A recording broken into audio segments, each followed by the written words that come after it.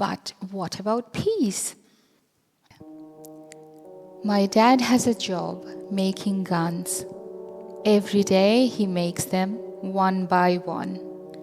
Big and small, short and long. He loves to make them all one by one. I ask him, is it a good job making guns? What if the guns go off and hurt someone? Well, you can see that we have a big house and a lot to eat, and you need to make good money if you have mouths to feed. Like yours, boy. And besides, guns are made to go off in the faces of people hating on us. I was wondering where those faces were hiding that were so hateful towards us that Dad needed to make guns to go out fighting against their hatred. But what about peace? I asked Father one day. At school, I had heard a lot about wars and guns and the role they play. Well, son, peace is a complicated matter. And for that matter, it is still better to be prepared than sorry, and my work only helps to ease the worry of those around us who have the right to be worried and the right to bear arms, and they should be alarmed because too many around here are from far afield, and those folks don't even like the way we live because they are trained on very strange battlefields.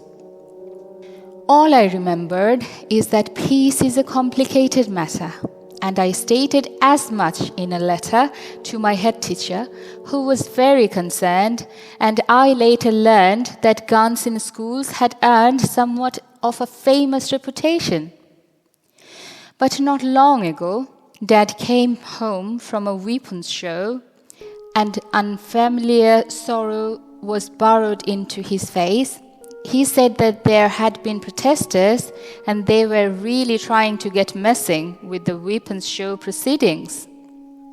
Well, as I walked back to my hotel, one of the protesters had been lying in waiting and followed me down a deserted dark alley, and I figured he had a knife, so I drew my gun before his weapon could threaten my life.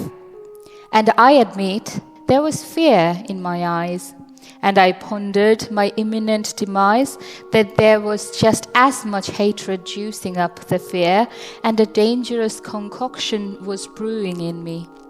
Dad said, but when this stranger was staring into my gun, he went down on his knees one by one, and started sobbing uncontrollably, and claimed that he had just wanted to speak, that for a whole week he had prepared to enter the weapons presentation and present how the weapons that we made here were wreaking havoc on his entire nation.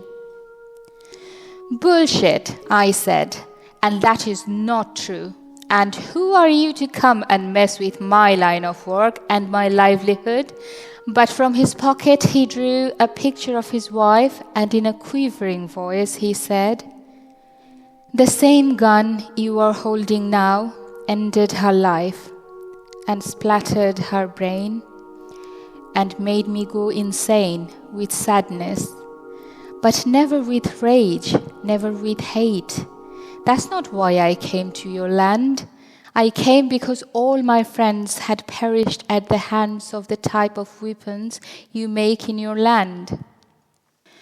Well, now he had my ear, but I still thought he was kind of fake until he started to name the exact make of the gun I was holding and recited the serial number inscribed on the jacket of the gun that tore through his wife's jacket, then through her heart. "We were just at the start of our love," he explained. "We had the first rain in our country, and we were hopeful that we could now stay. The farming had not seen its day due to drought. We talked about having a baby, not as a maybe, but as a result of our fertile love. And my wife was as fertile as the rain, and with her by my side, I could never feel pain.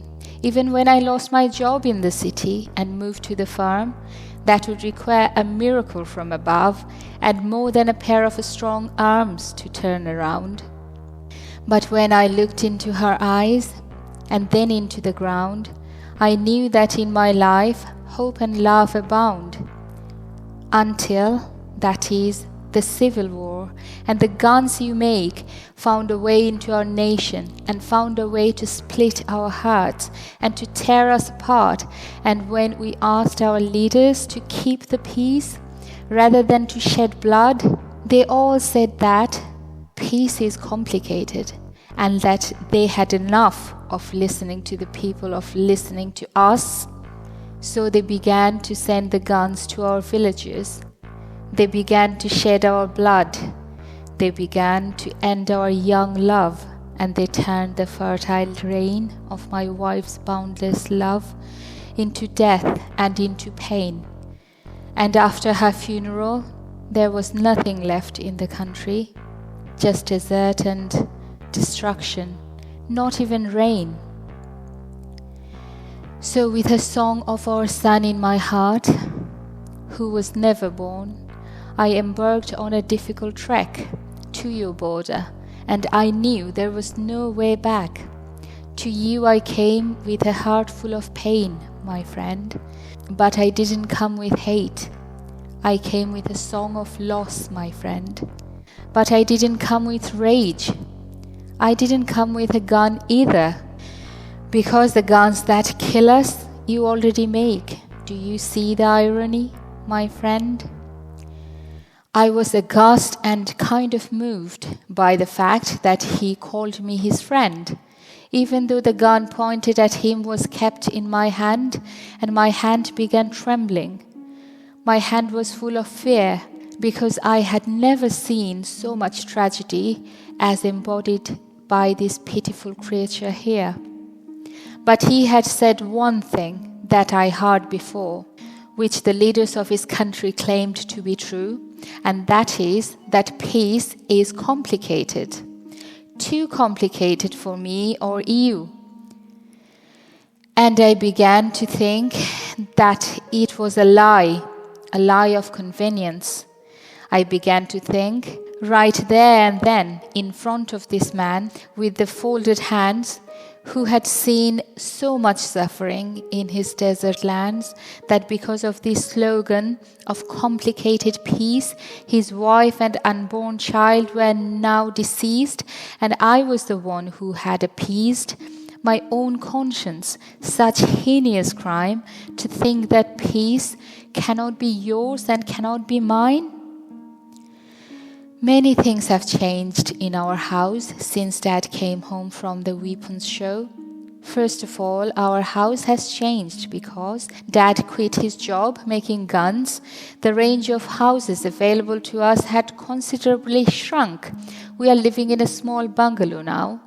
Dad does not have enough money to feed us all with Swedish meatballs anymore, but he says it is a small toll, a small price to pay. Given that now he can live every day knowing that he doesn't make guns which are pointed at the innocent in unconscionable runs. In fact, now he goes out of the door without making a penny, but telling everyone what war and guns are for, and that his is an industry to deplore.